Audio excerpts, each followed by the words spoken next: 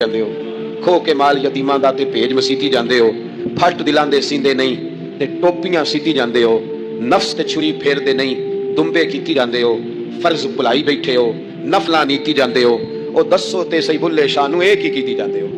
बात वही है कि काबे गए, मदीने गए, करबला गए, जैसे गए थे घूम फिर के वैसे ही आ गए। कुछ तब्दीलियां अपने मिजाज में लाएं, अपनी आदत में लाएं। हजरत खालिद बिन वलीद ने कहा हुजूर सारे गुनाह माफ हो गए, फरमाया हो गए। हजरत खालिद बिन वलीद ने फिर अपनी तलवार थामी और जनाब खालिद बिन वलीद फिर इस तरह मैदानों में निकले कि नबी पाक ने फरमाया अब ये खालिद नहीं, ये तो सैफुल्लाह है, ये तो अल्लाह की तलवार बन गया है। इस जज्बे से, शौक से अपने मिजाज को तब्दील करके इस तरह मैदान में आए, फरमाया अब ये अल्लाह की तलवार है। पूरा वजूद जख्मी कराया और सारी जिंदगी इस्लाम की हिमायत में तलवार चलाई। हम बदल सकते हैं, तब्दीली आ सकती है, हमें बदल जाना चाहिए। बहलोल दाना से कहा था हारून रशीद ने कि मुझे कोई नसीहत कर दे, मैं बादशाह हूँ। सख्त दिल हो जाता है कई दफा। तो हजरत बहलोल दाना कहने लगे मैं क्या नसीहत करूँ, आपका बाप कहाँ है?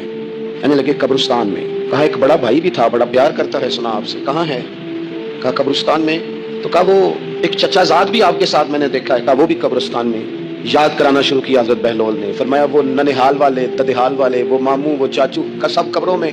आखिरी जुमला कहा, फरमाया तेरा एक पुत्र भी था, चढ़ती जवानी थी, कद ऊंचा था, रंग गोरा था। हारून रशीद रो पड़े, कहने लगे हुजूर वो भी कब्रिस्तान में। तो फरमाया जिसने इतने जनाजे पढ़े हों उसे मैं नसीहत करूं? तेरा क्या ख्याल है, तूने नहीं जाना? यारो हमने अपने कई क्लास फेलों के जनाजे पढ़े हैं। बड़ा प्यार था मेरा अपनी दादी के साथ। तो 97 में वो इंतकाल कर गई। दादा अबू चले गए, अम्मा जी चली गई, अब्बा जी चले गए, नाना चले गए, फूफा चले गए, दोस्त चले गए। यहाँ पिछले साल कई संगी थे, इस साल नजर नहीं आते, रुखसत हो गए। ओ संगियो ये तो सारी तैयारी है, हमने बदलना कब है? अब तो हमारा बुढ़ापा आने को है, अब तो बाल सफेद होने को।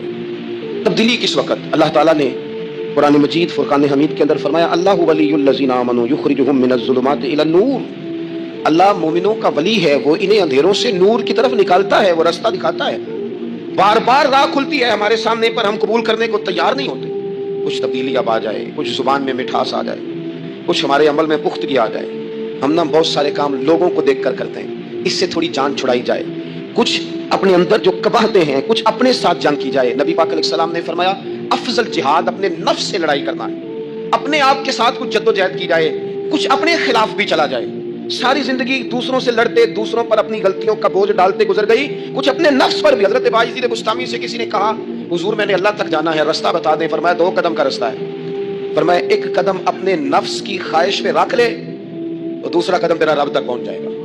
तू अपने आप को कंट्रोल नहीं ना करता, अपने आप से तो लड़ पहले। इकबाल कहते हैं ढूंढता फिरता हूं, ऐ इकबाल अपने आप को, आप ही गोया मुसाफिर, आप ही मंजिल हूं मैं।